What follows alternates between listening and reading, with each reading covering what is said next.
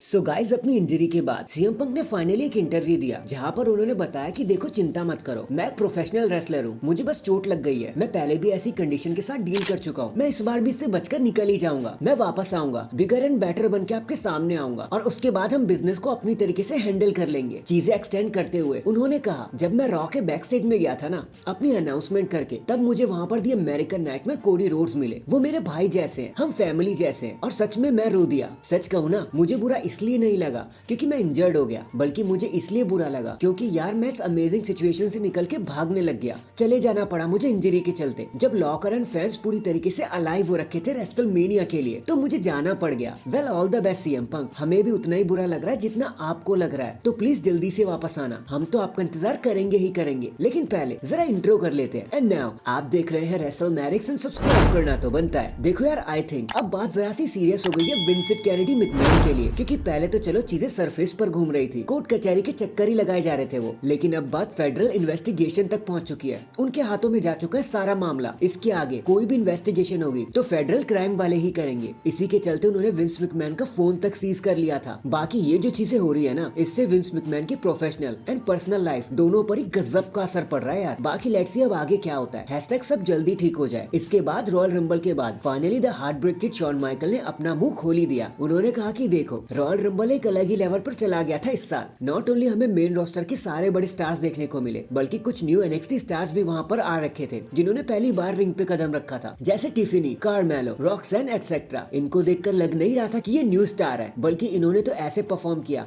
जैसे they are belong to the main stage. हम सबको उन पर नाज होना चाहिए। एंड रॉयल रंबल एक सच में बड़ा दिन निकल के है एनएक्सटी के लिए। वैसे बात तो आपने एकदम पते की कही मिस्टर हार्ट ब्रेक किड, आप जिस रोस्टर पे हाथ लगा दो यार, उससे कोई कमी निकल सकती है क्या? ऐसा सवाल ही पैदा नहीं होता। Hashtag heartbreak kid Shawn Michaels, hashtag go NXT go. Next Mami Rhea Ripley ने एलिमिनेशन चेंबर के बारे में एक मजेदार बात बता दी। उन्होंने कहा कि यार श्योर, मैं एक्साइटेड हूँ, घूसबम्स आ रहे हैं मुझे, मैं अपने घर पे पहली बार परफॉर्म करने वाली हूँ। ये तो मेरे लिए एक सपने जैसा है, मेरे लिए तो ये रेसलमेनिया के बराबर ही है यार। And as we all know, मुझे ब्रूटैलिटी कितनी ज्यादा पसंद है, तो मुझे बस स्टील दे दो, वेपन दे दो, एक चेंबर दे दो, एक पॉट दे दो और चलो अभी सीन को शुरू करते हैं। वैसे उफ यार, रिया रिप्ली तो पूरी तरीके से चार्ज हो रखी है, लेकिन जरा आराम से मामी, कहीं महक मत जाना इस मूवमेंट के चलते, घर वापसी के चलते। Hashtag this is your brutality. In the and the rock versus Roman Reigns के एक और रूमर सेशन के साथ आपका स्वागत है। और देखो, ये मैं नहीं कह रहा हूँ, रिपोर्ट्स के मुताबिक अगर इस साल भी the rock versus Roman Reigns का मैच लटक जाता है, कैंसिल हो जाता है, तब तो आपको पक्के से पक्का ये मैच रेसलमेनिया 41 में देखने को मिल ही जाएगा। उस समय तो इस मैच को कोई भी नहीं रोक सकता। डब्ल्यूडब्ल्यूई ने अब पूरे फोर्स में काम करना शुरू कर दिया है कि इससे पहले कि जरा सी देरी हो जाए, लेट हो जाए, इस मैच को दिखा ही देना चाहिए। बाकी टू बी ऑनेस्ट यार, ये मैच सालों से कैंसिल ही होता हुआ आ रहा है, मैं तो उम्मीद ही हार चुका हूँ। एंड ये रूमर्स बस रूमर्स ही बन के रह जाते इन दी एंड। सो मैंने तो बताना था, आपको बता दिया। बाकी आप मुझे बताओ, आपको क्या लगता है, ये मैच कभी होगा भी या नहीं?